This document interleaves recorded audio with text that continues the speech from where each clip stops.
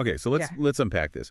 When most people hear the word impeachment, they probably, they picture a very specific kind of drama. Right, something very American, very high stakes. Exactly, U.S. Congress, the whole thing. But that mechanism where a legislature charges a high official for misconduct, that's not just an American concept. It's a profoundly global tool. That's absolutely true. And the rules are wildly different everywhere you look. If you're trying to understand global politics, you can't rely on the U.S. model. So that's our mission for this deep dive. And that's it. We want to shatter that U.S.-centric view. We're going to explore how these systems of accountability work, from, ancient traditions all the way to hyper-modern constitutional courts. And the sheer scale of it it's kind of staggering. This is not a rare thing. Oh, not at all. It's almost endemic in some parts of the world. I mean, just look at the raw numbers. Between 1990 and 2020, there were at least 272 impeachment charges filed. 272? Yes. Against 132 different heads of state across 63 countries. It's just a common political reality now. Wow.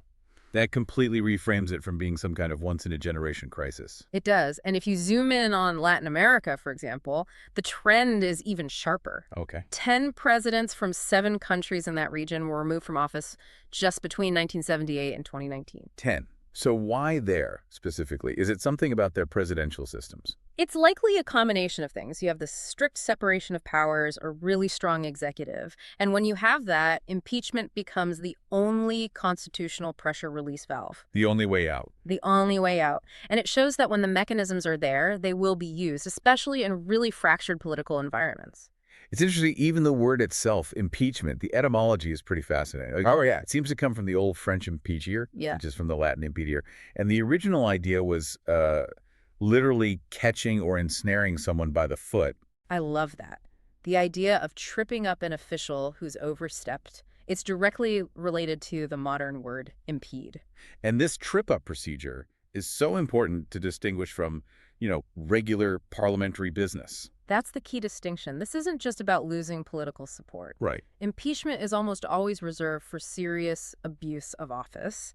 It requires a supermajority vote, and it implies a legal or constitutional failure, not just, a policy one. Let's trace that back a bit, because this idea isn't new. Right. The English Good Parliament used it against Baron Latimer way back in the 14th century. And you see it evolve pretty quickly. When the early U.S. states, like Virginia, adopted it, they really restricted the penalty. To just removal from office. Exactly. Just removal and disqualification. It was a clear break from the English Parliament, which could impose fines, jail time, all sorts of things. But here's where it gets, for me, really interesting. When you look beyond that Western codified tradition, you find accountability mechanisms that are just as robust. Yes. Like the Ashanti Empire in West Africa. Their process was called de-stooling. Right, because the ruler literally sits on the stool. The golden stool, yeah. So if the kingmakers, the people who chose him, found that the ruler broke an oath or was corrupt, they initiated the de-stooling. And the final act wasn't a debate or a vote in a chamber. It was incredibly physical. So physical. Yeah. And symbolic. They would literally grab the Asantehene, the ruler. Forcibly remove his sandals. Which severs his connection to the earth. To his people, and then they bump his buttocks on the ground 3 times. And that's it. That physical act is the judgment. His sanctity, his authority, it's all gone, instantly. There's no appeal. Yeah. It's done. The community's representatives execute the removal. It's accountability in its purest form. And you see other ancient examples, too. Like in Korea, right, the Goryeo dynasty. Exactly. In 983 AD, they set up an office, the Sehundae, specifically to oversee the impeachment of officials. So for over 1,000 years, organized states have been grappling with this. The need for a check on power seems to be universal. The need is universal. The method, however, is not. Okay, so let's jump to the most well-known system, the U.S. federal model, and talk about why it's such a global anomaly. It's the anomaly because it strictly, by design, excludes the judiciary from the process. No courts. No courts reviewing the decision. It is a purely political remedy, even if the charges are about criminal acts. So it's 2 stages. Stage 1 is the House of Representatives. They have the sole power of impeachment. Which is basically like an indictment. It just takes a simple majority vote. And stage 2 is the trial in the Senate. Right. And they have the sole power to try all impeachments. And the bar for conviction there is incredibly high. You need a 2/3 vote of the members present. For treason, bribery, or other high crimes and misdemeanors. And because the grounds are, a bit vague and the courts are kept out, the whole thing becomes intensely partisan. The Senate is judging political fitness, not necessarily legal guilt. And the result is just removal from office. And disqualification from holding future office. That's it. If crimes were committed, they still face a normal criminal trial afterward. And the track record shows how hard this is. 4 presidential impeachments in U.S. history. Johnson, Clinton, Trump twice. And all of them ended in acquittal in the Senate. The only successful removals have been federal judges. Right. And Nixon resigned before the vote could even happen. It shows the high bar and the partisan nature make it almost impossible to achieve against a president. So if we connect this back to the bigger picture, that lack of judicial review is what makes the U.S. the outlier. It is. Most modern democracies have decided that for a process this destructive to have legitimacy, you need a neutral arbiter. The judicial guardrail, that's the global norm. Absolutely. Most countries involve a court, usually a constitutional court at some point, either to validate the charges at the beginning or to issue the final judgment at the end. South Korea is a great example of this, right? A perfect example. The National Assembly needs a 2/3 supermajority to even pass the proposal. Which is already a huge hurdle. A huge hurdle. But that's not the verdict. The proposal then goes to the Constitutional Court for mandatory review. And the court decides if the grounds are actually met. Exactly. It's a profound check on political power. And we've seen it work.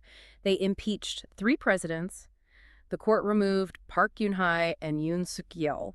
But overturned the impeachment of Roh Moo-hyun. Yes. It shows the court acting as a real filter, blocking politically motivated removals that don't have constitutional legs to stand on. And you see a similar structure in Germany. You do. The legislature, the Bundestag or Bundesrat, can start the process against the president.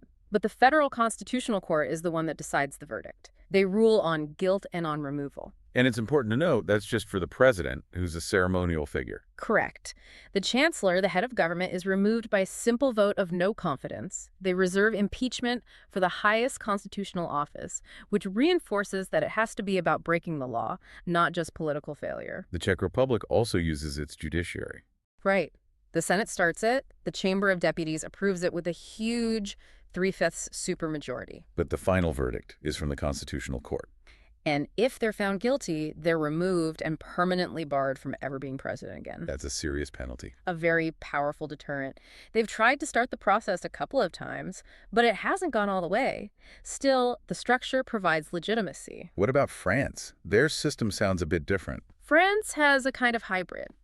The parliament, both houses, unites to form a single body called the High Court. So the politicians become the judges. In a sense, yes.